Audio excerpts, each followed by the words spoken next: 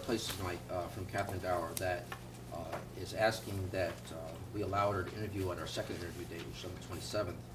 And given the circumstances around this seems like a fairly reasonable accommodation that we could make. And so I'm making a motion that we, if she desires to do that, which apparently she does, that she be allowed to interview on the 27th. Second. Okay, so it has been moved and seconded then. Is there any discussion? I guess I'm curious, does she have a conflict with this evening? Is that why she's decided that she's unable to? No, she raised some of the issues that actually came up at our last meeting. We talked about, whether or not there would be an advantage to, people having the questions ahead of time. I guess our general, we were not so concerned with that, but she is, and I don't see any reason, why she could not interview on the 27th. I think she made us aware of this situation after our meeting. And so we did, sort of between a rock and a hard place, because we didn't have another meeting at which to discuss this. And reading from your email, which was addressed Dear Mary Jen, but sent to the board, Rick, you wrote and you said, I have asked for and made myself available for input from the entire board, looking for some consensus on how to proceed.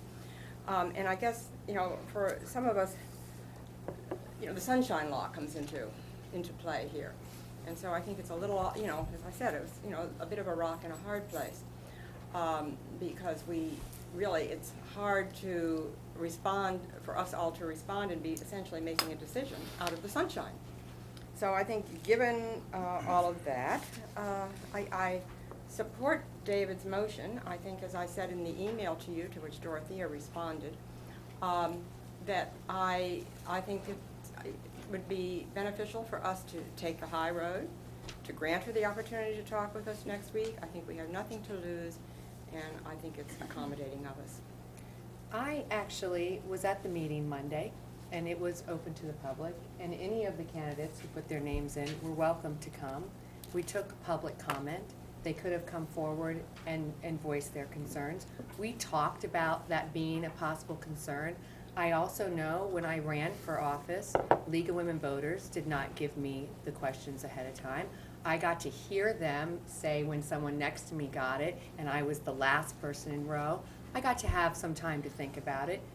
Any one of the candidates that were coming before or after Cathy Dauler could hear the questions that next candidate was having, because this also is an open meeting. This is about the school board. This is not a broad interview for a job where there's a lot of details. We've run for office. We know the general idea of the questions you're going to be asked. And so I do think that when Mary Jen took the time to ask if people were available the 21st, the 25th, and the 27th, we really took an opportunity on Monday to accommodate the people who already knew they were not available for certain dates. So had it been Mary Dupuy, who was the 21st, and we saw that she could not make the meeting, we would have scheduled her for the 27th because she could make the meeting. Ms. Dauler, could have said she was only available for a later date, but she was available.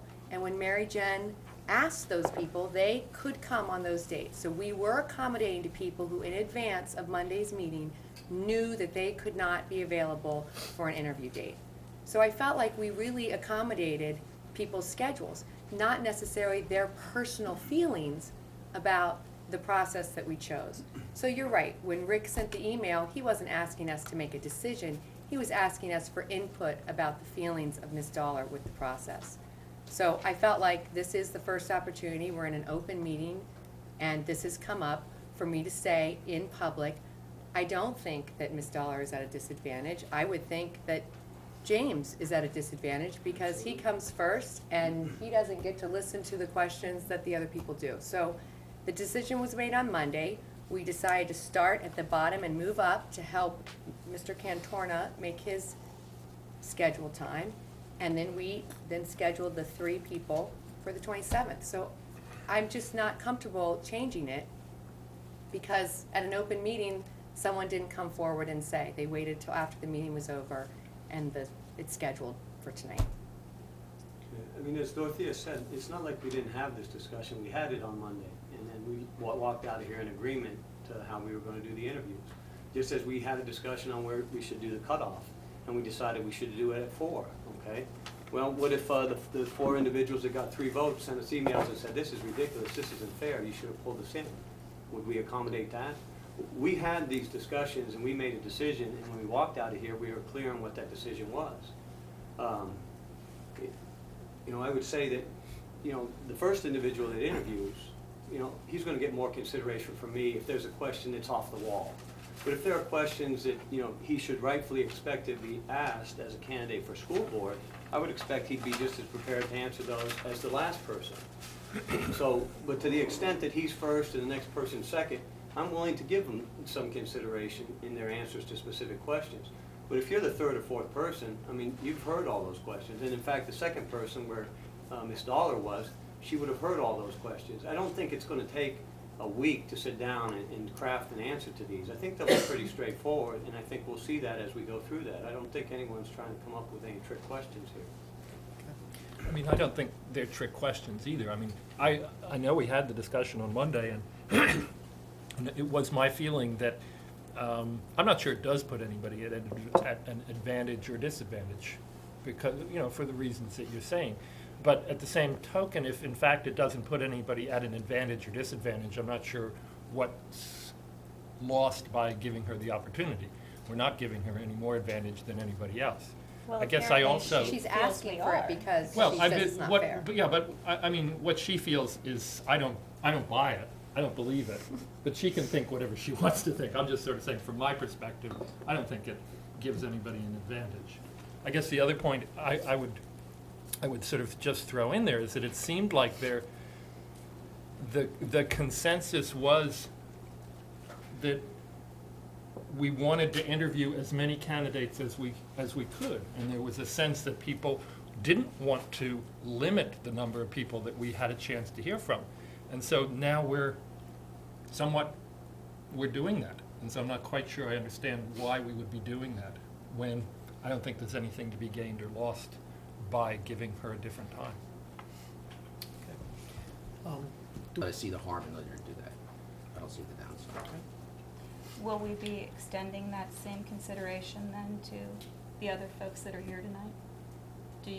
Would you move that we do that as well? Sure. If anyone says they would prefer to do that, that'd be fine. That'd be absolutely all right. Folks, I'm happy to go first. Well, Yes, I think we there may be an understand we advantage don't in have doing a- Right, first I would practice. just get it over with. we have a motion and a second in Yes. front of us. Would you like to do roll call? Would that make it easier? Or? Sure. Okay. Okay. Ms. Evans? Yes. Mr. Hutchinson? Yes. Dr. Major? No. Ms. McLaughlin? No. Dr. Queenie? Yes. Dr. Roper? Yes. Mr. Small? No. Ms. Stahl? No. Okay, the vote is 4-4. The motion does not pass. So we had offered Ms. Dauler a spot to be interviewed this evening. She's not with us, so we'll proceed as planned.